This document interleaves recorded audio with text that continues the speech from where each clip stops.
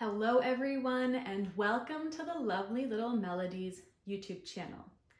If you are new here, welcome or welcome back. My name is Jessica.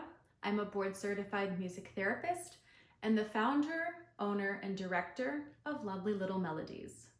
In today's episode, we are going to be talking about how you can take one song and use it for 4 different age groups, and why I have set up all of our curriculum to reflect this framework. So the initial problem that I was having when I first was starting my career as a music therapist, just a little bit about my background. I worked in early childhood for about, I believe it was 5 years before I began my work as a board certified music therapist. But when I first entered the field, I was teaching early childhood music classes in a few different settings. I was doing infant groups for children 0 to 2 with their caregivers. I was doing toddler music classes in schools, preschool music classes in schools, pre-K music classes in schools, kindergarten music classes in schools. I was doing some preschool groups and some kindergarten groups with caregivers. And I was doing lots of mixed age classes where I was working with children 0 to 6 and 0 to 8 with their caregivers. I was also doing some mixed age classes as well in schools. So I had some classes that were preschool, pre-K, and kindergarten, some of my Montessori school groups. So what I noticed is there was a central problem that I was having where I was continuing to experience burnout, because when I'm in my classes and when I'm doing my music groups, I do give all that I have when I'm doing circle time or when I'm doing an early childhood music class. And I try to make it as fun and as energetic as possible. And so I would go throughout the week doing classes each day, Monday through Friday, and then I would come home, and on Friday, when I was already feeling really burnt out, what I was doing is I was planning activities for the next week, and I was writing new songs and new activities and new lesson plans continuously. A lot of the times that planning was also carrying over into the weekend. So sometime I would come home on a Friday and I was just too tired to plan, so I would take Friday and Saturday off, but then that would leave me scrambling on Sunday to write songs, because what I was doing is I was using the same structure for each class, but I was using a bunch of different songs. I was writing new songs for my infant groups, and then I was writing new songs for my preschool groups, and then I was writing new songs and activities for my mixed age classes. And then on top of that, I was making visuals and I was planning instruments that I needed, and it just became a lot. And I noticed that I was continuing to spend an hour to 2 weeks per week just planning and planning and planning. And so then this was about, I want to say 4 months into doing this continuously, I had an aha moment when I was like, what if I don't need more songs or different songs? And what if I just need different interventions? And then I thought to myself, could that work? Could I write, maybe 1 new song a week or 4 new songs per month for my groups, but could I write different activities and interventions and just do them differently for each age group? And so I started doing that, where I would just write 4 songs, and then I would write down ways that I could use that with infants, toddlers, preschool, kindergarten, mixed age groups, etc., etc. So I wrote all of that down, and then I started experimenting with that. And I found that worked really, really well.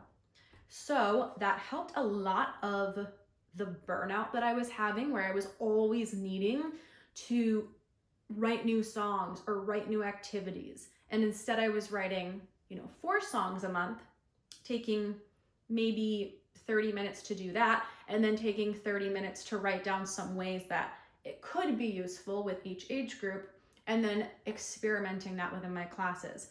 And that went really, really well. And it allowed me to show up with more intention and more energy in my classes. And so something I noticed is during this time period, I was actively looking for a curriculum or for a resource that was like this. And I remember typing in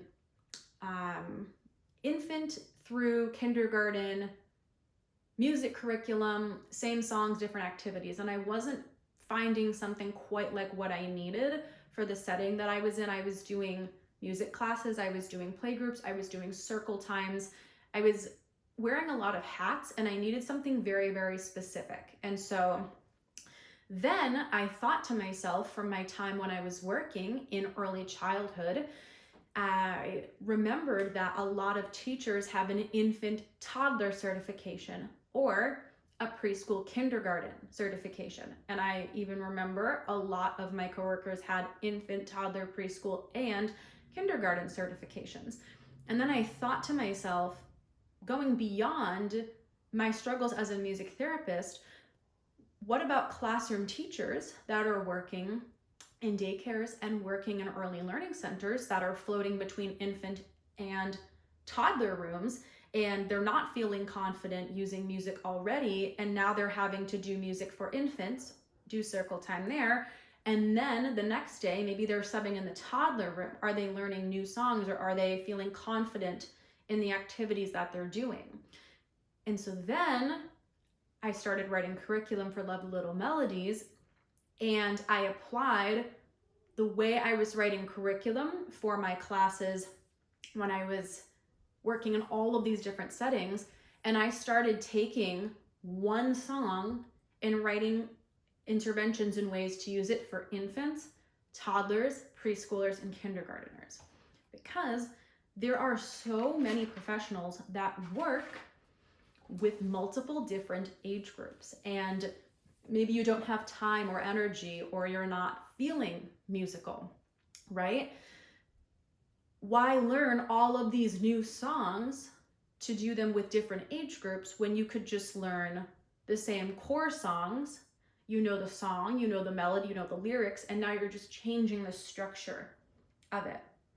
So the song itself doesn't change. The intervention changes based off of the goal that you are working on with that age group. So I'm just going to give a little example here. This is taken directly from our Volume 1 songbook. This has an entire year of circle time curriculum for infants through kindergarten. And I will show this song, I'm a Little Fishy, in our next YouTube video, and I'll go in depth over the different interventions. But it's one song to the tune of I'm a Little Teapot. I'm a little fishy in the pond, moving my fins as I swim along, swimming here and swimming there, swimming, swimming everywhere. So taking that one song, and there's also corresponding visuals to it as well. When we look at infants, here I have the goal domain. It's a cognitive goal, and the goal is students will show object awareness emerging as they track a visual with their gaze. So I have the intervention as utilize the following gestures during the song, and then you move your hands accordingly. You encourage students to imitate you during the song if they're old enough, or if you're working with younger students, move the visuals side to side and encourage students to look side to side to track the visuals. So it's working on a cognitive goal, which is showing emerging object awareness as they track a visual, but also when you look at it, if they're looking side to side at a visual, they're also showing that motor goal as well. Taking that same song, if you were working with toddlers, you'd be working on the goal domain of expressive language. The goal would be students will demonstrate emerging expressive language development by imitating gestures. You would utilize gestures during the song. You would familiarize students with those gestures, and then you would leave space for students to do the gestures.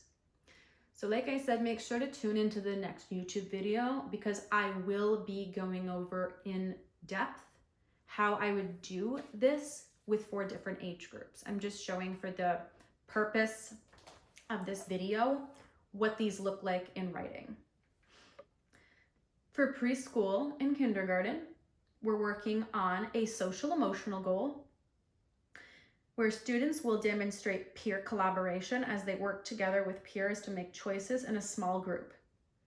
So taking the visuals and a parachute, you would print out the visuals of the fish that we have in the curriculum, use a blanket or parachute and pretend that it's the ocean.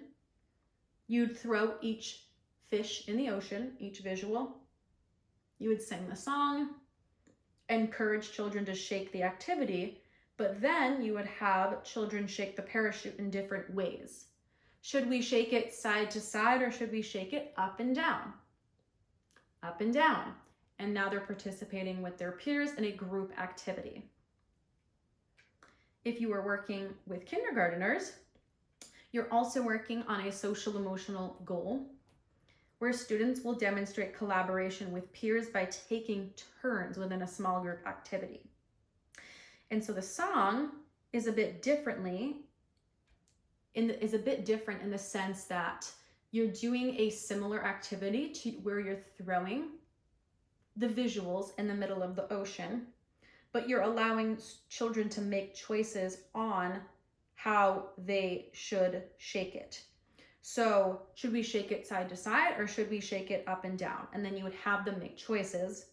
But then going beyond that, as you're shaking side to side, I'm a little fishy swimming in the pond. Hey, what else might we find in a pond? You can have them talk about what other things might swim. Otters swim, sharks swim, we can go swimming in our pool. So now it's also working on making real world connections as well, which is a really important literacy skill for young learners. So that is one song. Tune into the next YouTube video and I'll be going over that in depth. But see how the song itself does not change. So let's say you're working in a preschool classroom, but you have the infant, toddler, preschool, and kindergarten certification, and you need to go sub with infants for the day. You don't have to learn a new song for circle time. You can look at the curriculum or you can do the song for a way that's appropriate for infants. You're not working on the same goal domain or the same goal because goals are very different for preschoolers and infants, but it's the same song. And so it's following the core mission of Lovely Little Melodies, which is to support professionals through simple, intentional music during circle time. Another thing that's really great about this is if Lovely Little Melodies curriculum and resources are in your school setting, the students know the songs as they transition from each classroom. So toddlers will go to the preschool room and then they'll remember that same song. It will be a different activity and a different way of doing it, but it will be the same song. So it's promoting a love of learning, it's promoting a love of music, but then it's also building that repetition, which is really important for learning. So the core reason that I have written our curriculum to be one song working on multiple different goals for 4 age groups is to help teachers that don't consider themselves musical to become more confident leading circle time and leading early childhood music classes. It's the core reason that I've written our curriculum like this.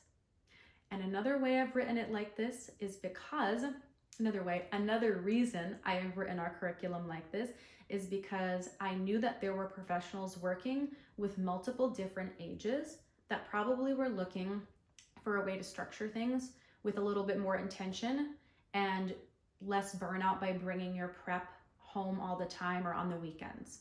Because when you are leading circle time and you're doing music in your classes, your energy should be going towards doing the activity and having fun with your students and working on those important learning goals.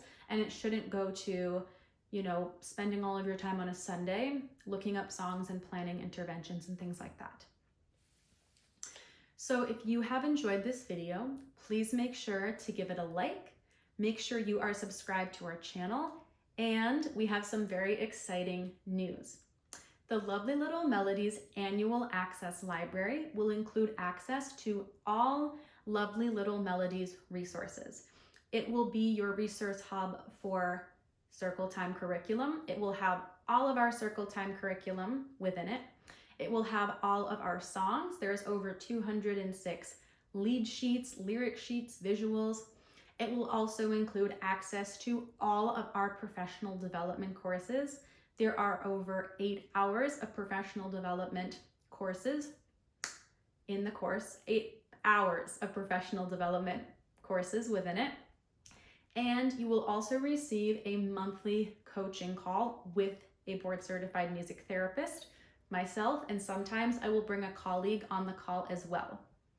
The doors will open for this August 17th to August 31st, 2026 for the 2026-2027 school year.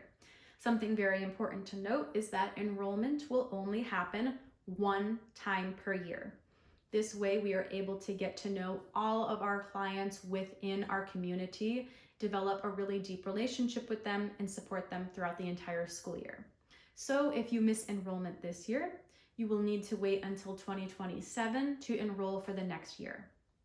I would love to have you join our community, and if you would like to join, make sure to get on the Annual Access Library waitlist, which is below, so you don't miss enrollment for this school year.